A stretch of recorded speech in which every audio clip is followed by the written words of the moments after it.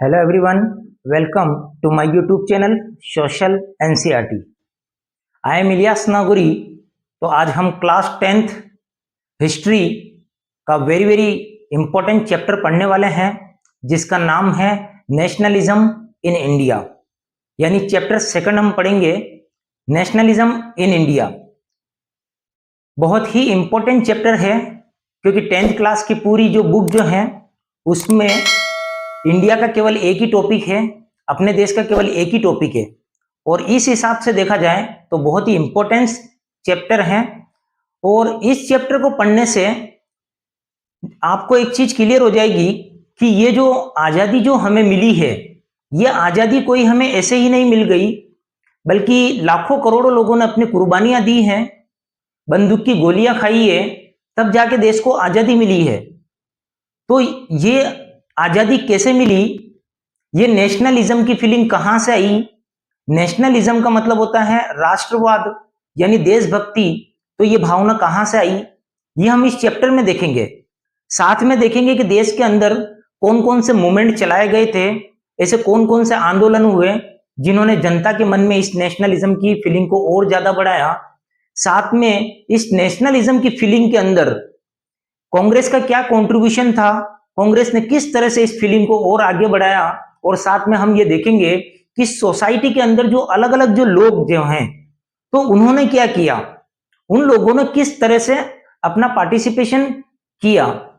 यानी एक फार्मर्स ने किस तरह से अपना रोल निभाया देश को आजाद कराने में, एक जो रिच पर्सन है, बिजनेसमैन क्लास है, तो उन्होंने कैसे अपने रोल प्ले किया देश को आजादी दिलाने में।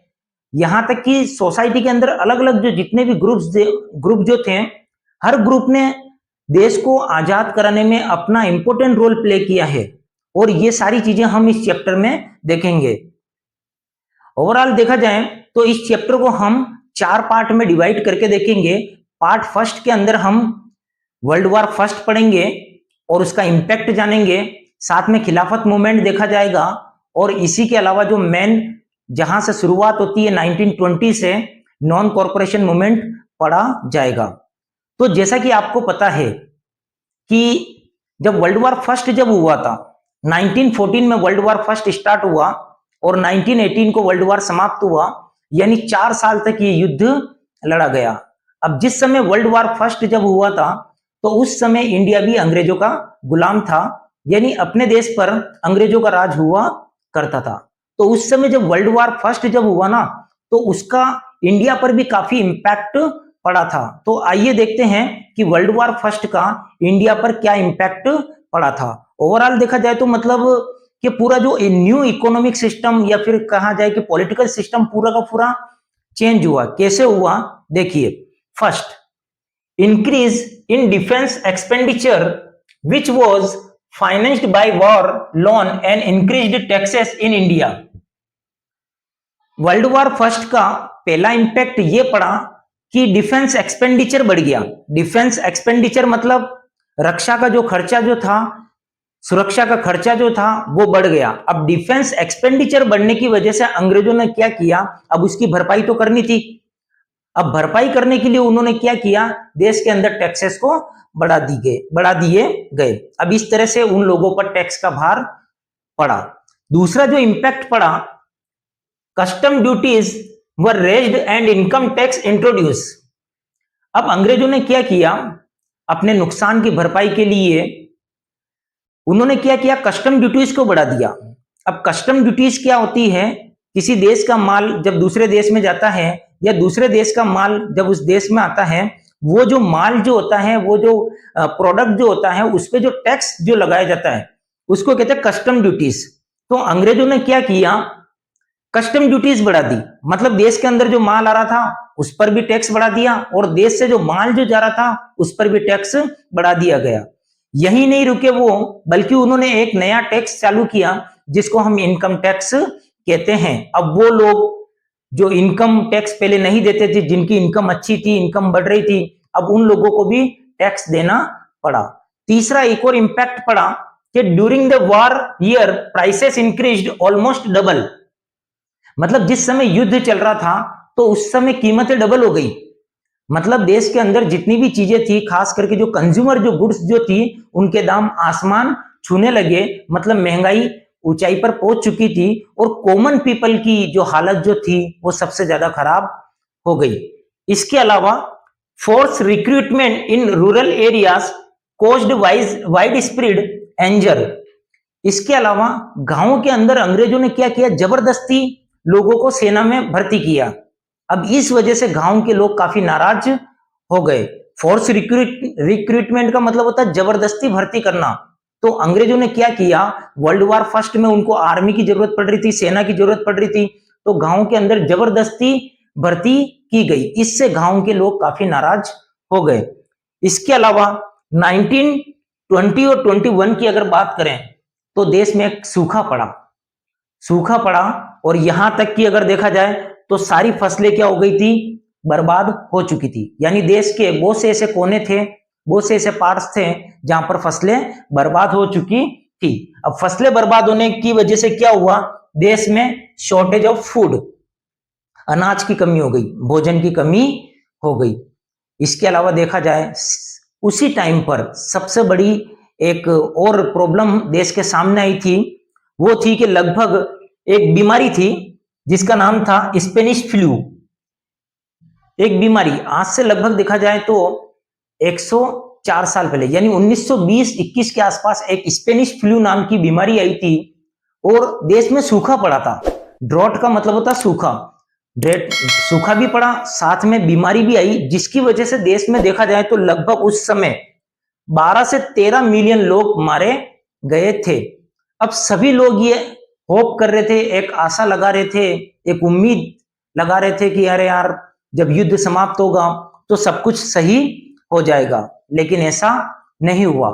फाइनली ऐसी सिचुएशन में तब हमारे हीरो की एंट्री होती है, जिन्होंने एक नया रास्ता दिखाया, प्रोटेस्ट का, स्ट्रगल का एक नया तरीका दिखाया, और उन्हीं हीरो के बारे में आगे हम बात करेंगे। तो गांधी जी जब इस देश में आए तो एक नया आइडिया लेके आए, स्ट्रगल का एक नया तरीका लेके आए, जिस तरीके का नाम था सत्याग्रह। तो आइए उसी के बारे में बात करते हैं। तो गांधी जी जनवरी 1915 के अंदर साउथ अफ्रीका से इंडिया लौटे थे और यहां पर आकर उन्होंने इस आइडिया को यहां पर भी यूज किया और सफलता हासिल की। तो आइए इसी आइडिया के बारे में पढ़ते हैं, the idea of Satyagraha. The idea of satyagraha emphasized the power of truth and the need to search for truth. मतलब सिंपल सा मीनिंग है आइडिया ऑफ सत्याग्रह का, यानी सत्याग्रह यानी सत्य के लिए आग्रह करना, मतलब सच्चाई पर टिके रहना। सत्य पर अगर आप हैं और आप संघर्ष कर रहे हैं तो आप सत्य पर टिके रहें। मतलब सिंपल सा आइडिया है सत्य के लिए आग्रह करना। It is a form of non violence resistance, मतलब इसमें किसी तरह का कोई अत्याचार या कोई हिंसा का सहारा नहीं लिया जाता है। एक सत्याग्रही जो होता है वो केवल सत्य का सहारा लेता है और अगली जो पार्टी होती है उसको सत्य के लिए बताता है, सत्य को एक्सेप्ट करने के लिए उसको मजबूर किया जाता है। Gandhiji felt that if the cause was true or if the struggle was against injustice, then physical force was not necessary to fight the oppressor. Gandhi ji का मानना था कि अगर आप सच्चाई पर हैं और आप अगर अन्याय के खिलाफ लड़ रहे हैं तो आपको फिजिकली लड़ने की जरूरत नहीं है, आप सत्याग्रह का सहारा लीजिए। फाइनली सत्याग्रह के द्वारा आप बिना हिंसा के ही वो लड़ाई आप जीत सकते हैं। अगर आप सत्य के मार्ग पर चल रहे हैं, अगर आप अन्याय के खिलाफ है तो आप सत्याग्रह करिए, अगली पार्टी आपके सामने झुकेगी, कभी ना कभी वो सत्य को एक्सेप्ट करेगी। पता ये चला कि बिना आपको फिजिकल किसी भी तरह की लड़ाई किए भी आप उस बैटल को जीत सकते हैं, और यही विचार था गांधी जी का। Gandhi ji believed that satyagraha could win the battle through the non violence without being oppressive. मतलब सत्याग्रह एक ऐसा आइडिया था, एक ऐसा विचार था जिसके बारे में गांधी जी का मानना था कि बिना लड़ाई किए हुए भी एक सत्याग्रही बैटल जीत सकता है, युद्ध जीत सकता है, मुकाबला जीत सकता है। बिना हिंसा का सहारा लिए भी वो मुकाबला जीत सकता है। बस उसमें धैर्य होना चाहिए, उसमें पेशेंस होना चाहिए, और जब तक लड़ता रहे, अगर वो अन्याय के खिलाफ है, अगर वो इनजस्टिस के खिलाफ है, तो वो लड़ता रहे, और फाइनली वो सत्य के लिए आग्रह कर रहा है, फाइनली उसकी विजय हो जाएगी। He believed that Satyagraha could unite all Indians।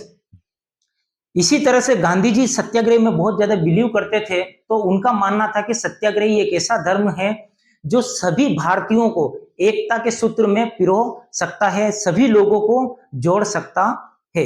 इसी चीज को देखते हुए Gandhi ji organised successful satyagraha movement in various places. Gandhi ji ने जगह जगह दौरे किए और वहां पर आपने सत्याग्रह चालू किया। आपकी लाइफ का जो पहला जो सत्याग्रह स्टार्ट होता है वो होता है चंपारण से। चंपारण बिहार के अंदर है। जब 1917 में आप चंपारण गए थे तो आपने वहां पर मूवमेंट चलाया, एक तरह से सत्याग्रह आंदोलन स्टार्ट किया। यह सत्याग्रह आंदोलन था अगेंस्ट ऑपरेसिव प्लांटेशन सिस्टम।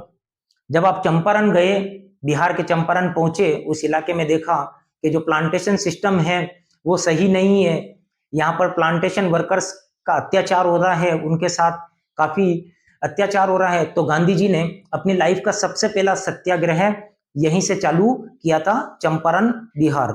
उसके बाद आप खेड़ा गए, गुजरात के खेड़ा में गए, वहां पर भी उसी साल में आपने 1917 के अंदर खेड़ा के अंदर भी सत्याग्रह स्टार्ट किया था। और ये सत्याग्रह था फॉर पीजेंट्स, उन किसानों के लिए इस सत्याग्रह को गांधी जी ने ऑर्गेनाइज किया था, क्योंकि वो किसान, ये एक उस टाइम में एक बीमारी भी चली थी, स्पेनिश फ्लू, और साथ में सूखा पड़ा था, यानी फसलें बर्बाद हो गई थी। तो किसान लोग चाहते थे कि उस रिवेन्यू को आगे बढ़ा दिया जाए, या रिवेन्यू की डेट टाल दी जाए, या रिवेन्यू घटा दिया जाए, तो वो लोग रिवेन्यू पे नहीं कर सकते थे। तो गांधी जी ने उन लोगों के लिए भी यहाँ पर खेड़ा के अंदर उन प्लांटेशन वर्कर्स के लिए भी, उस प्लांटेशन सिस्टम के खिलाफ भी क्या किया, मूवमेंट चलाया, सत्याग्रह चलाया। और तीसरा आपने सत्याग्रह चलाया अहमदाबाद, गुजरात के अंदर, अगले ही साल 1918 के अंदर। यह सत्याग्रह चलाया गया था for the cotton mill workers. जो कॉटन मिल वर्कर्स थे उनके लिए गांधी जी ने 1917 में अहमदाबाद के अंदर सत्याग्रह मूवमेंट चलाया। इस तरह से देखा जाए तो गांधी जी जब देश में लौटे तो एक नया स्ट्रगल का तरीका लेके आए थे, एक नया हथियार जिसे हम कह सकते हैं सत्याग्रह। गांधी जी का इस सत्याग्रह में बहुत विश्वास था, और उनका था अहिंसा धर्मो, मतलब अहिंसा से ही हम सारी चीजें जीत सकते हैं। और कहने का मतलब ये था कि अगर आप सत्य के लिए हैं, आप सच्चाई पर हैं, आप अन्याय के खिलाफ हैं, तो आपको कोई भी फिजिकल लड़ाई की जरूरत नहीं है। आप अगर सत्याग्रही हैं और सत्य के लिए आग्रह कर रहे हैं तो फाइनली आपकी जीत हो जाएगी। तो ये था सत्याग्रह।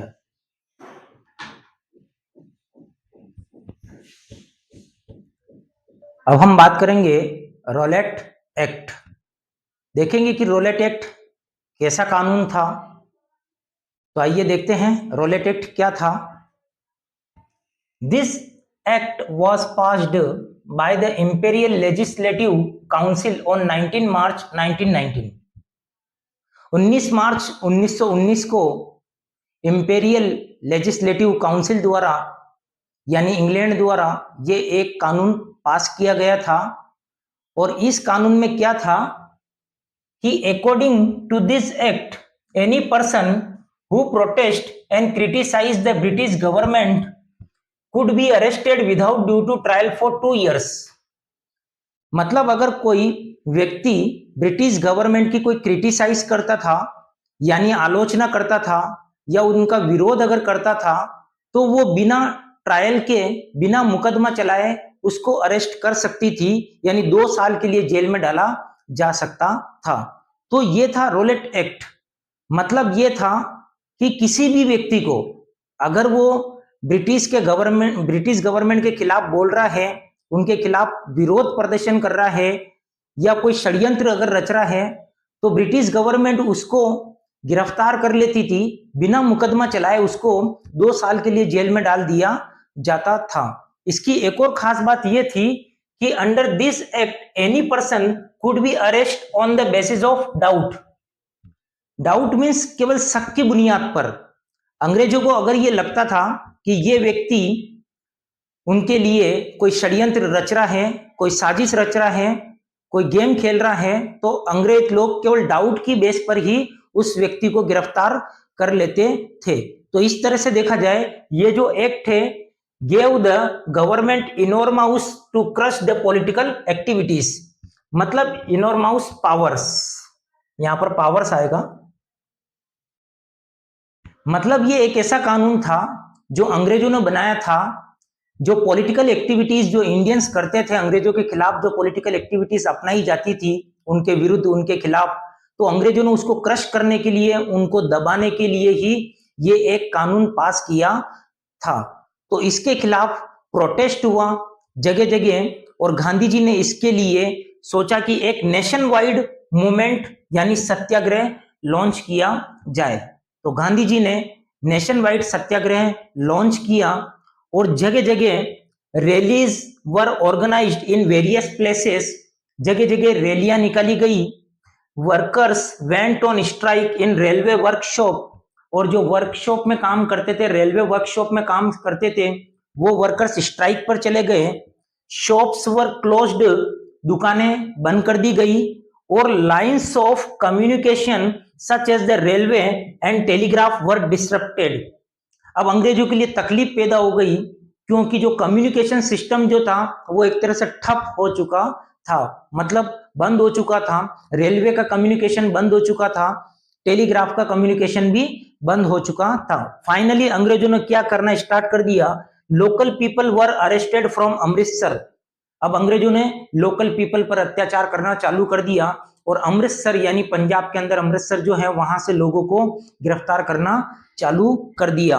इसके अलावा martial law was imposed and general Dyer took command, और पूरे अमृतसर के अंदर मार्शल लॉ लगा दिया गया यानी सेना का शासन लगा दिया गया और इस पूरे शासन की भागदौड़ कमांड जो थी वो जनरल डायर के हाथों में सौंप दी गई। तो इस तरह से ये था रोलेट सत्याग्रह और उसका प्रोटेस्ट।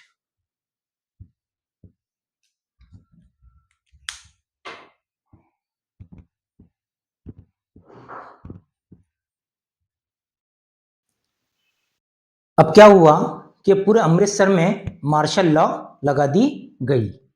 अब उसके बाद 13 अप्रैल 1919 Jallianwala Bagh incident took place. Amritsar में एक जलियांवाला बाग घटना घटी। इसमें हुआ था क्या, on that day a large crowd gathered in the ground of Jallianwala Bagh in Amritsar Punjab. 13 अप्रैल 1919 उस दिन बड़ी संख्या में लोग अमृतसर के जलियांवाला बाग में इकट्ठा हुए थे। Some came to protest against the Rowlatt act while others came to attend the Baisakhi fair. कुछ लोग तो रोलेट एक्ट के खिलाफ विरोध प्रदर्शन करने के लिए यहां पर इकट्ठा हुए थे और कुछ लोग उस दिन बैसाखी का मेला लगा हुआ था तो वो बैसाखी का मेला अटेंड करने के लिए आए हुए थे। From outside the city many villagers were unaware of the martial law. उस समय मेले में जलियांवाला बाग के अंदर कुछ लोग गांव से बाहर से भी आए थे। उन लोगों को मार्शल लॉ के बारे में पता नहीं था कि अमृतसर में मार्शल लॉ लगा रखा है, यानी सेना का शासन लगा रखा है, यानी भीड़ भाड़ इकट्ठी नहीं कर सकते हैं। उसी समय क्या होता है कि general Dyer enter the park with his troops, blocked the exit point and opened fire on the crowd. उसी समय जनरल डायर उस पार्क में एंटर होता है अपनी सेना के साथ और फायरिंग का ऑर्डर दे दिया जाता है और साथ में जो एग्जिट पॉइंट था, मतलब जो बाहर निकलने का जो रास्ता जो था, उस रास्ते को बंद कर दिया जाता है और फायरिंग कर दी जाती है। इस फायरिंग में hundreds of people died in this gunfire and many more were wounded including women and children। और इस गन फायर में हजारों की संख्या में कितने ही बच्चे, युवा, महिलाएं इसमें मारे गए। इस घटना को जलियांवाला बाग हत्याकांड के नाम से भी जाना जाता है। तो ये थी 13 अप्रैल 1919 को घटने वाली एक घटना जिसको जलियांवाला बाग हत्याकांड कहते हैं।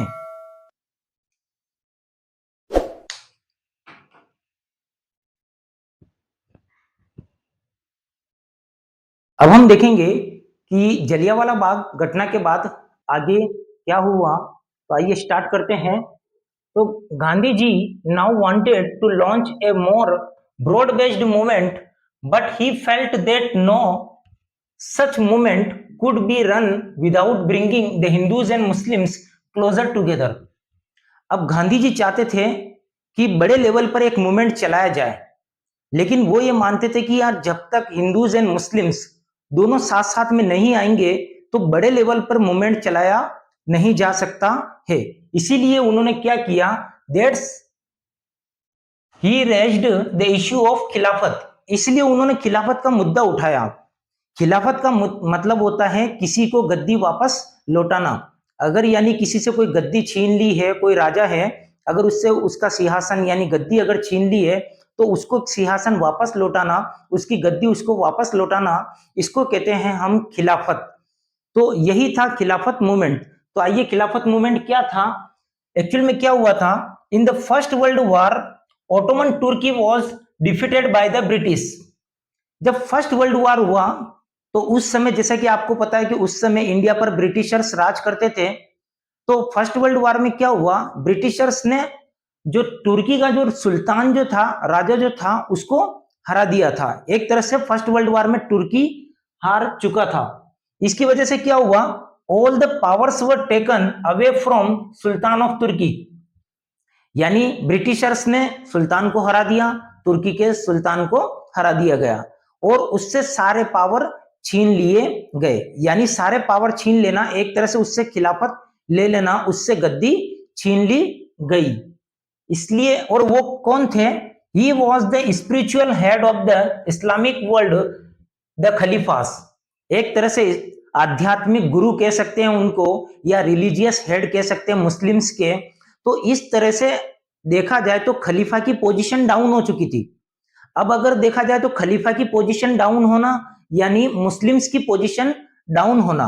इसीलिए क्या हुआ, अपने देश में भी Indian Muslims started a powerful movement against the British called the खिलाफत मूवमेंट। तो इसीलिए अंग्रेजों के खिलाफ जो अपने इंडियन मुस्लिम्स ने भी, देश के मुस्लिम्स ने भी अंग्रेजों के खिलाफ एक मूवमेंट चलाया और इसी मूवमेंट को खिलाफत मूवमेंट के नाम से जाना जाता है। यानी देखा जाए तो फर्स्ट वर्ल्ड वॉर हुआ, फर्स्ट वर्ल्ड वॉर में तुर्की हार गया। तुर्की का जो सुल्तान जो था वो स्पिरिचुअल हेड यानी धार्मिक नेता था मुस्लिम्स का। अब उसकी पोजीशन डाउन हो चुकी थी, तो उसकी पोजीशन डाउन होना यानी मुस्लिम्स की पोजीशन डाउन होना। तो इसलिए इंडियन मुस्लिम्स ने अंग्रेजों के खिलाफ यानी ब्रिटिश के खिलाफ एक मूवमेंट चलाया था इंडिया के अंदर, और इसी मूवमेंट को हम खिलाफत मूवमेंट कहते हैं। This movement was lead by Ali brothers, Mohammad Ali and Shaukat Ali. इस मूवमेंट को इंडिया में दो भाइयों ने लीड किया था, एक का नाम था मोहम्मद अली और दूसरे का नाम था Shaukat Ali. Gandhi ji saw this is an opportunity to unite Hindus and Muslims. By 31 August 1920 Khilafat non corporation movement was started. Gandhi ji देखते थे कि दिस इज एन अपॉर्चुनिटी, ये एक मौका था, क्योंकि स्टार्टिंग में ही गांधी जी चाहते थे कि अगर कोई बड़े लेवल पर अगर मूवमेंट चलाना है तो वो मूवमेंट तब तक सक्सेसफुल नहीं हो सकता कि जब तक हिंदूज एंड मुस्लिम्स दोनों साथ साथ नहीं आए। तो खिलाफत मूवमेंट भी ब्रिटिशर्स के खिलाफ था, अंग्रेजों के खिलाफ था। तो इस तरह से गांधी जी ने देखा कि ये एक अपॉर्चुनिटी, एक मौका है, तो इस तरह से गांधी जी ने इस मूवमेंट को सपोर्ट किया और उसके बाद फाइनली 31 अगस्त 1920 से नॉन कॉर्पोरेशन खिलाफत मूवमेंट चालू हुआ। तो ये था खिलाफत मूवमेंट।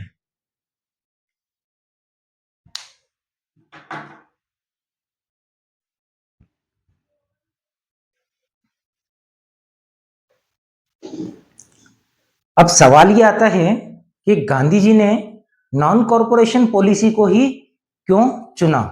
तो आइए देखते हैं कि आखिर क्या वजह थी तो गांधी जी ने नॉन कॉरपोरेशन पॉलिसी को चुना।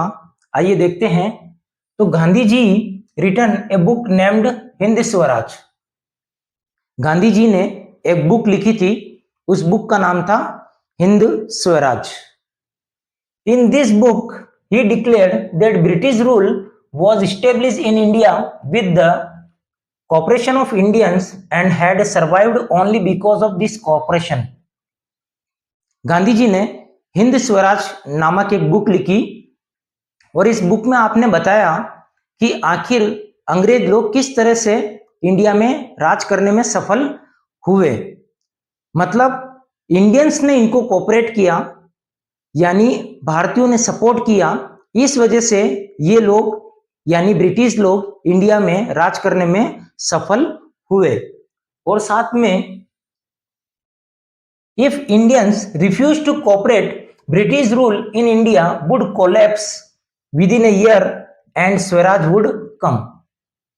मतलब गांधी जी का मानना था कि अंग्रेज लोग, जो ईस्ट इंडिया कंपनी भारत में व्यापार करने आई थी, बिजनेस करने आई थी, ट्रेड करने आई थी, वो धीरे धीरे धीरे किस तरह से पूरे देश पर राज करने लगी, उसकी सबसे बड़ी वजह जो थी वो इंडियंस का कोऑपरेट करना।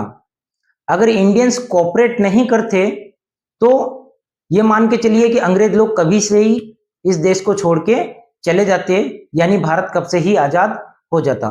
तो गांधी जी का मानना था कि अगर इंडियंस उनको कोऑपरेट करना बंद कर दे तो कुछ ही सालों में ये जो अंग्रेजों का जो पूरा का पूरा जो एम्पायर जो खड़ा है वो एक तरह से ढह जाएगा और देश में वापस स्वराज आ जाएगा, यानी खुद का राज आ जाएगा।